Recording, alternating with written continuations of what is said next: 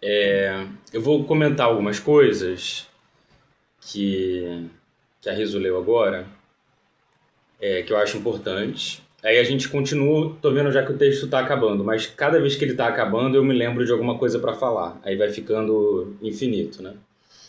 Mas acho que agora vai. Só algumas coisas interessantes. A questão da anarquia que eu falei, né? Que é um movimento de não aceitação política de nenhum poder superior a mim, a minha consciência. Sim, isso que eu queria falar. Ele fala assim: conheço minha desordem, a violência de certos instintos, o abandono sem indulgência que posso me atirar. Para ser edificada, a obra de arte deve servir-se, em primeiro lugar, dessas forças obscuras da alma. Isso é muito importante a gente entender. As forças obscuras da alma. O Jung fala muito sobre essa ideia de forças obscuras. Isso vai muito também para um campo da psicanálise, da psicologia, que é a ideia de não rejeitar em nós aquilo que pode ser obscuro, não rejeitar em nós aquilo que pode ser sombrio, não rejeitar em nós aquilo que pode ser incompreendido, sem sentido, porque é justamente na utilização e na canalização dessas forças obscuras que se chega em algum lugar. E aí ele dá o exemplo aqui, essas forças obscuras da alma, mas não sem canalizá-las, sem cercá-las de diques, para que a maré suba da mesma forma. Então não é desprezar essas forças obscuras como se elas não existissem, ignorando, é simplesmente canalizar elas. E aí ele vai falar assim: ainda hoje os meus diques são talvez altos demais. Os diques, né, essas proteções, são talvez altos demais. Então, assim, ele entende que é preciso canalizar as suas forças obscuras da alma, mas ao canalizar, você pode acabar até se protegendo demais. Você pode subir a proteção muito alto. E é uma possibilidade. A gente quer dirigir para onde as coisas vão e a gente pode acabar se protegendo muito além do que é necessário. E aí ele fala isso. Talvez os meus diques sejam talvez altos demais. Daí esse rigor consigo mesmo, essa autoexigência muito forte. No dia em que estabelecer o equilíbrio entre o que eu sou e o que eu digo, talvez nesse dia conseguirei construir a obra com a qual sonho. Ele está ainda nessa ideia de que o que eu falo e o que eu faço precisam entrar numa consonância, precisa, precisa entrar numa harmonia. Isso é uma ideia muito antiga, na verdade, né? Que a gente tem enquanto humanidade. Isso está muito lá no Platão, no Sócrates, por exemplo, que é a ideia de que o que você diz precisa ser o que você vive. Você não pode dizer sem viver, ou seja, você não pode ser um moralista, você não pode cagar regra, como se diz. Você tem que harmonizar o que você acredita e o que você pratica. E aí ele fala, no dia que isso acontecer, aí eu vou ter feito a obra perfeita. Aí eu vou estar na realização plena de mim e do que eu sou. E no finalzinho desse parágrafo que a Riso leu, ele fala uma coisa muito importante, que é sobre a fogueira. Aqueles que a ela se assemelham, nesse ponto só deveriam criar nessa fogueira. Na ponta da chama, o grito sai direto e cria suas palavras, que por sua vez repercutem. Ele fala sobre a criação na fogueira, né? É a criação do agora, é a criação do urgente, do urgentemente necessário, né? A fogueira é uma coisa que você não consegue brincar. Aquilo ali é urgente, é sério, é grave. E devia ser esse, que é o lugar do risco, que deveria ser o lugar da criação. Que é o lugar onde o mais original, o mais sincero, imediato, espontâneo, surge da gente. Então, Peter, oi. como diz o Camilo, dizem, né, que as melhores ideias vêm na escassez, né? Dizem, ótimo. Disse que de momentos difíceis advém grandes ideias, grandes obras, grandes relações, grandes insights. A gente tem Eu acredito, percepções que talvez eu acredito nisso. no momento de tranquilidade a gente talvez não tivesse, né? Eu levantei a mão rapidinho, Peter, é que assim, para perguntar se todo mundo, né, aqui sabe o que é DIC, né? O que eu entendo. Eu até já li em alguma história que são aquelas toras de madeira, né? Que se faz aquela proteção e aí, né, o barco encosta ali. Todo mundo sabe o que é isso, né? É importante. Oi, Vitor, fala. Caso que você essa tora de madeira, e faz sentido o nome ser isso, porque em inglês significa outra coisa. É? Então, quando estava lendo sobre esses dics, eu lembro da história que dizem, né, eu estou falando, tem uma história sobre a Espanha, não, é outro país aí que tem esses diques, né, que é para evitar a inundação da cidade. Eu não lembro exatamente, não é Espanha, é outro país. E serve para isso, essa proteção da cidade. Então, esses diques são proteções de madeira, né? Que podem ser usadas para proteger lugares imensos, entradas de cidade e tal. Mas pode ser feito na casa de qualquer pessoa para, quando a água subir, ter aquela proteção, né? Isso é muito comum, por exemplo, em regiões ribeirinhas, né? Que as pessoas moram perto da água, então elas constroem casas mais altas e tal. O que ele está dizendo aqui é que esses diques são proteções para essa água, quando ela subir, porque ela vai subir em algum momento, ela não devastar. Só que essa proteção ela pode ser excessiva em alguns casos. E é nesse sentido que ele está falando. É necessária uma proteção, mas a gente tem que tomar cuidado para ela não ser excessiva demais também. Mas é importante você falar para a gente ter essa imagem em comum aqui, né? Do que é DIC. Uma parte também que me chamou muita atenção é essa frase, né? Que ele fala: um dia Estevão exclamou, mas a minha alma é um fogo que sofre se não arde. Gostaria que você explicasse mais, por favor. Sim, e ele citou o Stendhal aqui em outro momento também. O Stendhal é um romancista, né? Ele citou o Vermelho e o Negro, que é um romance dele. Minha alma é... Cadê aqui? Tá aqui. Mas minha alma é um fogo que sofre se não arde. Então, se a gente pensar num fogo que não arde, um fogo que não queima, ele não é fogo, né? É um fogo sem graça, é um fogo apagado. A ideia do fogo é justamente produzir calor, produzir queimação, produzir saturação, produzir um excesso de alguma coisa, né? Desse calor, dessa queimação. Lembra também aquela música, acho que é Monte Castelo? Sim, tem a ver, né? Com isso.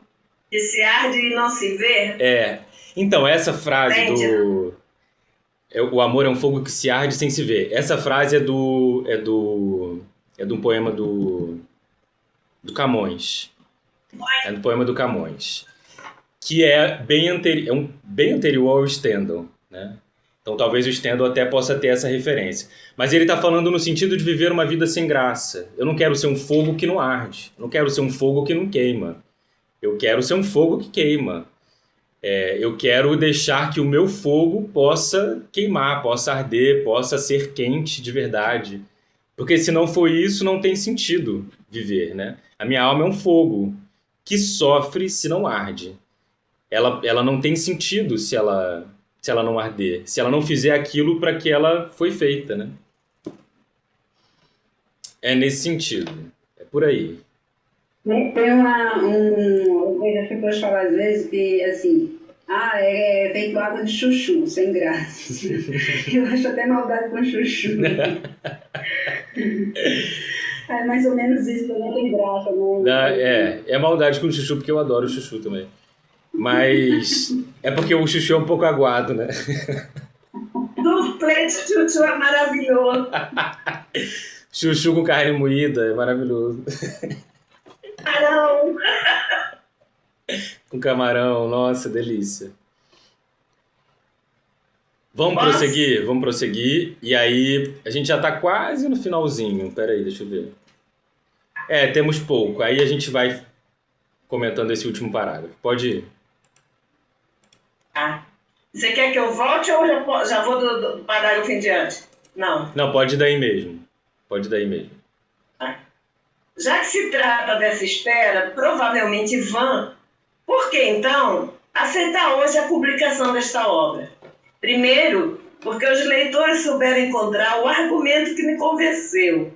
E depois, chega sempre um tempo na vida de um artista em que ele deve marcar uma posição, aproximar-se de seu próprio centro, para em seguida tratar de manter-se nessa posição. Assim é hoje em dia, e não precisa falar mais sobre isso. Se apesar de tantos esforços para construir uma linguagem e fazer viver mitos, eu não consegui um dia reescrever o avesso e o direito, nunca terei conseguido nada. Eis aí a minha convicção obscura. Em todo caso, nada me impede de pensar que um dia conseguirei, de imaginar que ainda colocarei no centro dessa obra o admirável silêncio de uma mãe e o esforço de um homem, no sentido de reencontrar uma justiça ou um amor que equilibre esse silêncio. Até aqui. Quer comentar? Sim. Ele já falou aqui algumas coisas importantes para comentar. Ele volta, agora que está terminando, ele volta ao que ele estava falando lá no início. É porque a gente já tem umas aulas que a gente está aqui, né? Esse texto se tornou um texto imenso. Mas ele volta lá no início, que ele estava falando no início do prefácio, que é, no final das contas, por que ele está republicando esse texto? Por que ele quer republicar esse texto? E aí ele fala, primeiro, porque os leitores souberam encontrar o argumento que me convenceu. Aí tem essas duas estrelinhas aí, e a nota de pé lá a nota de rodapé. Está aqui, ó. É simples. O livro já existe, mas em número reduzido de exemplares, vendidos a um preço elevado pelos livreiros. Por que apenas os leitores ricos teriam direito de lê-lo? De fato, por quê? Ele já coloca aqui uma questão que é: o livro se tornou escasso, e eu vou relançar para que outras pessoas possam ter acesso a esse livro. Já é uma primeira resposta assim, satisfatória. E aí ele continua. Depois, ele está dando agora uma resposta super prática para uma coisa que ele não respondeu no início. Uma resposta assim, de cunho prático e útil, que é tornar o livro acessível. Depois, chega sempre um tempo na vida de um artista em que ele deve marcar uma posição, aproximar-se de seu próprio centro. Quando ele fala de aproximar-se de seu próprio centro, é o que ele está desenvolvendo nesse texto inteiro, que é a ideia de voltar a uma origem, a ideia de voltar à sua essência, a ideia de voltar àquilo que é essencial, central, primordial no que ele está escrevendo. Então, ele, quando escreve esse prefácio e quando relê esse texto, ele está fazendo esse movimento de querer se aproximar de uma ideia essencial dele, daquilo que é essencial na obra dele e na vida dele. E ele fala aqui uma coisa bonita, que é construir uma linguagem e fazer viver mitos. É tudo que um artista, né, um escritor faz durante a sua obra. É criar personagens e fazer esses personagens parecerem vivos. Eu tô lendo ainda, né, Ulisses, do James Joyce, e tem um personagem que é o ai, meu Deus, o Leopold. Os personagens do Ulisses parece que eu tô com eles, parece que eu tô vivendo com eles, parece que eles são reais, assim. Eu estava lendo um texto hoje sobre o texto do Ulisses, e falei, gente, esse personagem, eu já tô lendo esse livro desde o final do ano passado, ele tá na minha vida. Então essa coisa de fazer viver os mitos, que é você pegar um livro e se apaixonar pela ideia, você ter empatia e de alguma forma você se identificar com aquilo que está acontecendo ali, né, a ponto de você amar o personagem ou de repente odiar o personagem, mas quer dizer que você de alguma forma entende que aquilo é vivo de alguma maneira, tem vida, né? E aí é isso, fazer viver os mitos. E aí ele fala que tudo isso é para reescrever essa essência que está lá em O Avesso e o Direito. Pode continuar, Riso. Na ilusão da vida, eis o homem que reencontra suas verdades e que as perde, na terra da morte, para voltar através das guerras, dos gritos, da loucura de justiça e de amor. Enfim, da dor para esta prática tranquila, em que a própria morte é um silêncio feliz. Eis ainda, sim, nada impede que se sonhe na própria hora do exílio, já que pelo menos isso eu sei com toda certeza, que uma obra de homem nada mais é do que esse longo caminho para reencontrar, pelos desvios da arte, as 2 ou 3 imagens simples e grandes, às quais o coração se abriu uma primeira vez. Eis porque, talvez, após 20 anos de trabalho e de produção, continuo a viver com a ideia de que minha obra nem mesmo começou, a partir do instante em que, por ocasião desta reedição, me debrucei sobre as primeiras páginas que escrevi. Foi isto, em primeiro lugar, que tive vontade de registrar aqui. Maravilhoso. Lindo, lindo, lindo, lindo. Vou fazer um comentáriozinho aqui. Tem 2 coisas que ele fala que ele vai retornar o tempo todo na obra dele, né? Na verdade, esse texto aqui já é um resumo da obra dele, que ele fala assim, esta pátria tranquila, e depois ele fala lá embaixo, nada impede que se sonhe na própria hora do exílio. Pátria e exílio são duas palavras, 2 conceitos muito importantes para o Camus. Principalmente lá no Estrangeiro, que é a obra principal dele, assim, a mais conhecida, né? Porque ele vai falar sobre esse estrangeirismo, sobre essa pátria, estando na própria terra. Ele vai falar de um estrangeiro que nasceu, um estrangeiro no seu lugar de nascimento, um estrangeiro na sua terra natal, um exilado na sua terra de nascença. Ele se sente um estrangeiro mesmo no lugar onde ele nasceu. Ele se sente um estrangeiro num lugar que não era para ele se sentir estrangeiro. Ele se sente alheio àquilo, diferente, estranho. Esse tema volta muitas vezes no Camus. O texto mais famoso dele, que é O Estrangeiro, que é justamente essa questão, né, de um cara que comete um assassinato sem querer, E aí ele vai trabalhar com essa coisa do acaso, que é como se mata uma pessoa sem querer. Isso pode fazer sentido ou não fazer sentido, vai depender da perspectiva pela qual se olha.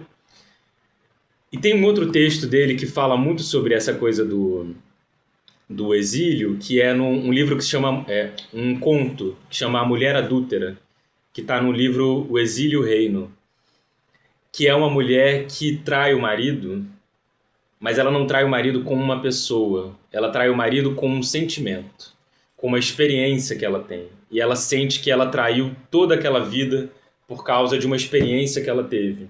Ele coloca essa ideia de estrangeirismo, de traição, de adultério, num lugar muito diferente do que a gente costuma imaginar. Para maioral, né? Para moral pública, a traição é uma pessoa ficou com outra pessoa. E ele vai dizer, olha, a traição pode não ser isso. Pode ser uma outra coisa. Pode ser um sentimento, pode ser uma forma de acreditar, pode ser algo que eu abandono, pode ser um hábito que eu deixo. Isso também pode ser uma traição, isso também pode ser um adultério, mas em outro lugar. A Mulher Adúltera é um texto belíssimo, que é sobre essa experiência que essa mulher tem, que é uma experiência transcendental, que faz com Tem que ela... PDF? Tem. Eu vou dar uma procurada. Você ia comentar sobre o filme Dias Perfeitos? Ah, posso comentar também. Posso comentar. É ótimo você lembrar. Só antes de eu comentar ele, tem um outro livro do Camus que é O Diário de Viagem, que é também ele narrando experiências em lugares diferentes do mundo, inclusive no Brasil. Ele vem no Rio de Janeiro, participa até de uma experiência numa macumba. Ele conhece pessoas importantes, conhece poetas, conhece até a atriz Ruth de Souza. Ele faz uma viagem de carro, passa por São Conrado. É uma coisa super interessante as narrações dele. Tem momentos belíssimos ali. Ele fala sobre a Pedra da Gávea. Ele tem um conto que é sobre a Pedra da Gávea, para você ver como que ele ficou admirado daquilo ali. Tem momentos belíssimos e tem momentos também horríveis, de preconceito, de racismo. Tá tudo ali. Um autor nunca é uma coisa só. Nunca é só bonzinho, nunca é só malzinho. É muitas coisas. E eu fui reler esse texto há pouco tempo atrás, eu fiquei um pouco chocado com algumas coisas que eu vi. Mas o que eu quero falar no final das contas é a experiência de estrangeirismo, a experiência de conhecer o diferente, de lidar com a diferença, porque o Camus se sente um estrangeiro em vários momentos, em vários lugares. Mas em vários momentos ele julga que o outro é mais estrangeiro que ele também, que é o que ele não quer que façam com ele. Mas ele também faz isso em algum momento. Deixa eu ver aqui. É isso, eu acho que ele fecha muito bem esse texto e ele fecha falando assim, eis porque talvez, após 20 anos de trabalho e de produção, continuo a viver com a ideia de que minha obra nem mesmo começou. Ele está trazendo a possibilidade de que ainda tinha muita coisa para ser feita, né? De que ele queria fazer muita coisa, de que ele queria viver muita coisa, né? De que essa obra toda que ele tem, para ele é apenas o início. É o primeiro passo de uma grande coisa, né? É muito lindo esse primeiro texto, do Avesso ao Direito. E agora, comentando um pouco em relação ao Dias Perfeitos, vocês viram... É porque eu estava vendo Dias Perfeitos... Eu já vi esse filme 1000 vezes, né? E aí eu estava vendo ele mais uma vez, e aí toda vez eu reparo uma coisa diferente e mandei para vocês. Porque ele tem o hábito da leitura, ele está lendo um livro, né? Ele está lendo alguns livros. E é como a gente tinha falado sobre leitura na última aula, que era sobre o ato de ler, né? De ler um texto e parar para poder ler, entender. eu achei que esse filme tinha muito a ver com essa ideia de leitura, né? E uma coisa do Dias Perfeitos é que ele lê de noite, antes de dormir. Ele tem aquele momento de leitura e durante a noite ele tem alguns sonhos, que são sonhos, são imagens do dia a dia dele. Nessas imagens tem algumas coisas que a gente já viu acontecer no dia, porque ele sonha com o que ele viveu. E nas imagens dos sonhos tem também algumas páginas de livros que aparecem assim, meio que solta no ar, que é também o que ele leu durante o dia, né? E outra coisa que tem nesses sonhos desse personagem, do Dias Perfeitos, é uma referência a um outro filme que se chama Sonhos, de um japonês, eu esqueci, um diretor japonês muito famoso, eu vou lembrar o nome. Ele tem um livro ele tem um filme que se chama Sonhos, que são cinco cenas longas, são cinco curtas. Cada um é um sonho diferente. Cada um retrata um sonho de uma pessoa. E tem uma coisa num desses sonhos que é uma pessoa varrendo a rua. E isso retorna toda hora no sonho do filme do Dias Perfeitos, né? E tem algumas teorias que dizem, né, diz por aí, que se você, na hora de dormir, pensar em alguém varrendo, você dorme mais rápido.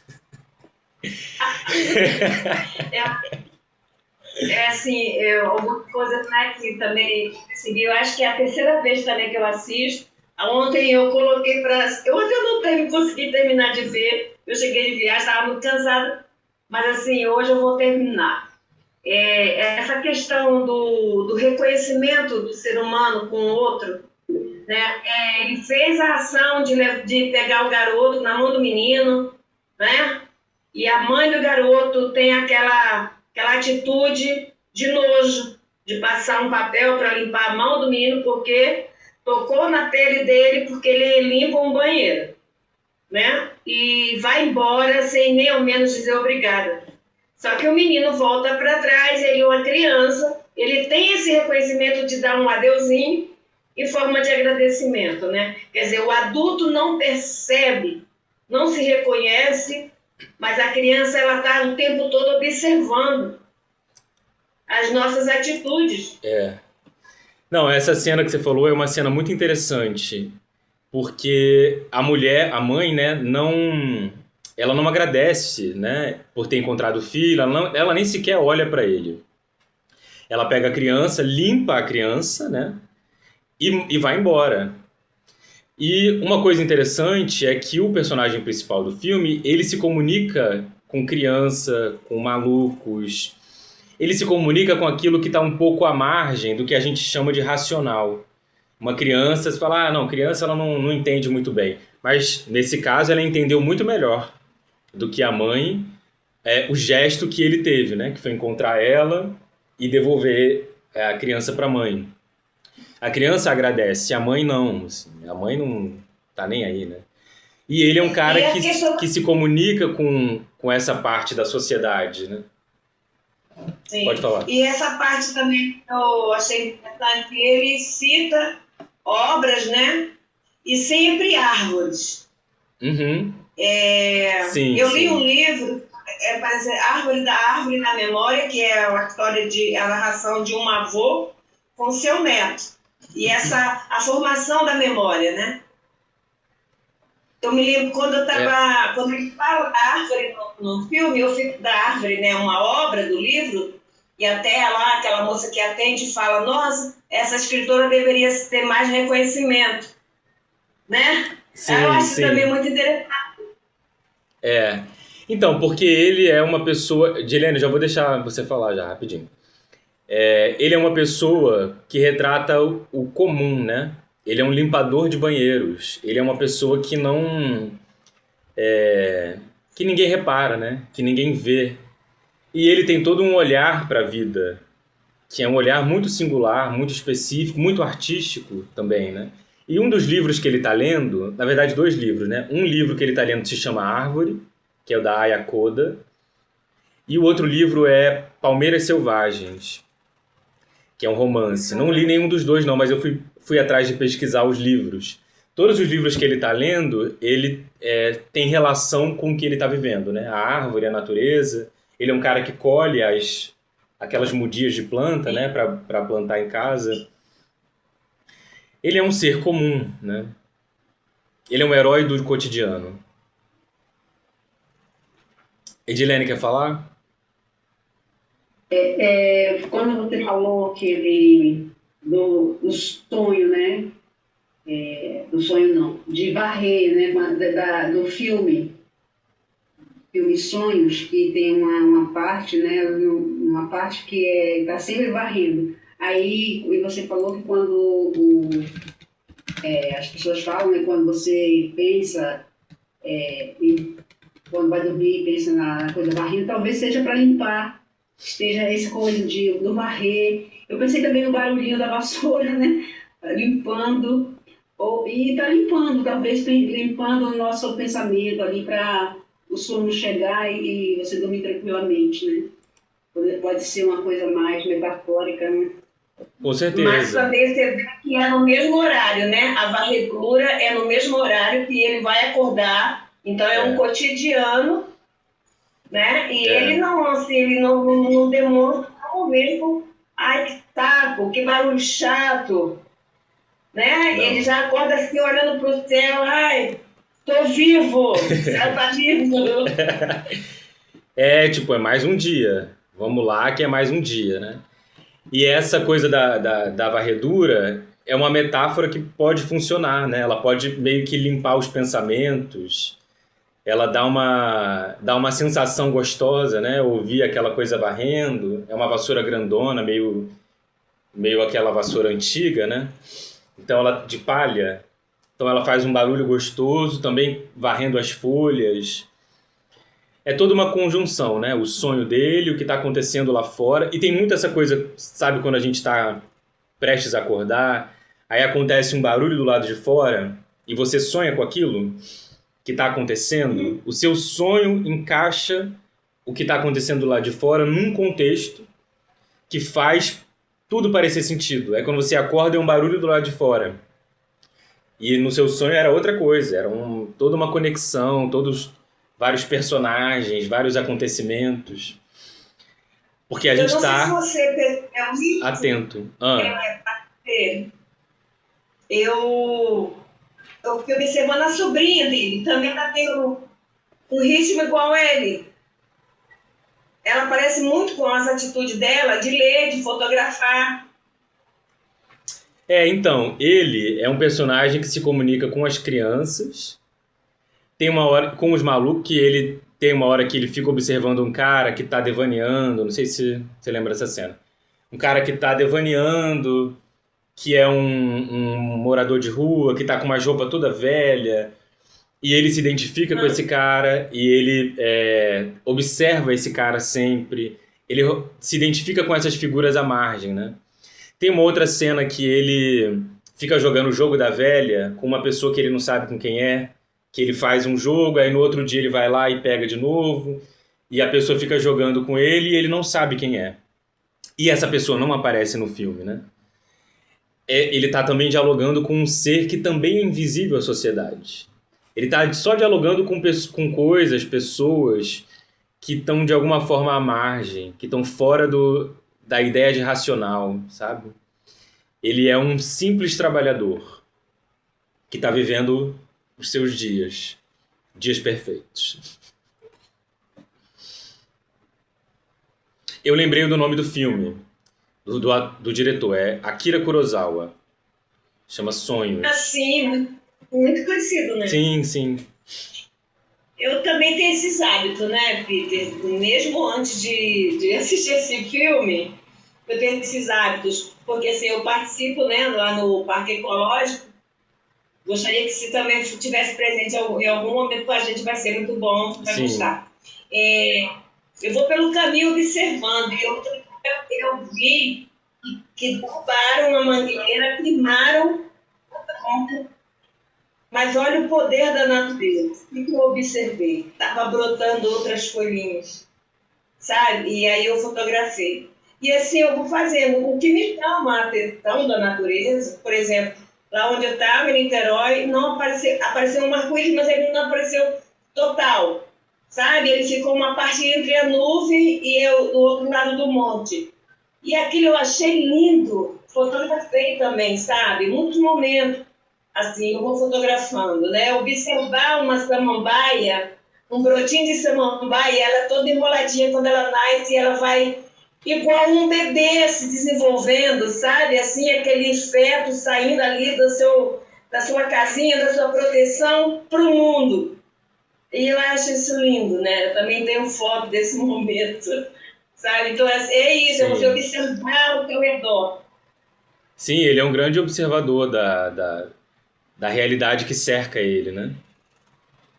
Tanto que o filme tem muitas luzes, tem muita luz do sol, né? As cores, as sombras.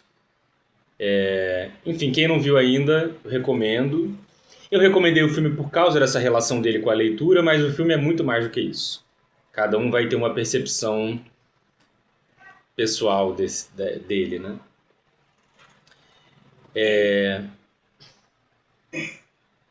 Gente, é isso. Alguém quer comentar mais alguma coisa do texto? Pra gente ir terminando. Ah, tem a questão da tecnologia, né? A diferença dos jovens naquele diálogo com ele, né? Da máquina dele antiga e vem aquela jovem com né? Olhando o Instagram, olhando o Spotify. Aí ele, onde é o Spotify? Que loja é essa?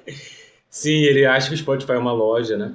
Mostra muito essa distância entre mundos, né?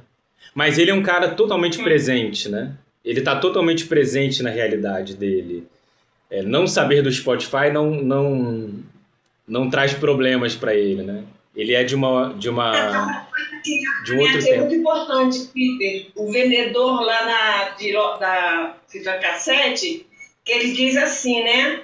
Olha, isso tem um valor muito grande, porque está retornando. Ah, sim. Quer dizer, vinil, de cassete. Sim. Então, pra gente ficar ligado nisso. Porque ele é um cara do analógico, né? Ele escuta fita cassete, CD. É uma outra dinâmica, né? E isso realmente está voltando bastante. O LP já voltou completamente, né? Voltou a vender. Eu não sei se aqui tem, mas eu tenho. Então. Filme que eu assisto no computador, sabe? Antigo, CDs antigos, tá aqui guardado. Não desfio, não. Sim, sim. Gente, então é isso. A gente terminou o texto, finalmente. Demorou, mas chegou. Mas foi ótimo. Falamos sobre várias coisas. Também várias coisas que eu queria falar, não falei, porque perde-se muita coisa, né? Às vezes acaba esquecendo e tal. Mas terminamos essa etapa. Então, o que a gente vai fazer daqui para frente, né? A minha ideia é que esses encontros vão até abril. Até a metade de abril ali. E aí agora a gente vai entrar nos ensaios. São 5 ensaios. E aí eu acho que cada aula nossa vai ser mais ou menos sobre um conto. E aí vai dar mais ou menos 5. Não vai dar 5 certinho, pode dar um pouco mais, mas tudo bem. É isso, a gente vai entrar agora no texto de fato, depois do prefácio. E é isso. Vamos prosseguir. Tá bom? Valeu, obrigada por depois. Obrigada, Peter. Obrigado, gente. Amigo, eu falei lá, quando tiver o encontro no PAC, para você divulgar no grupo pra gente. Sim, sim. Tá Bota bom. lá, Riso. Então tá bom. Beijo, gente. Até quinta. Até logo, até mais.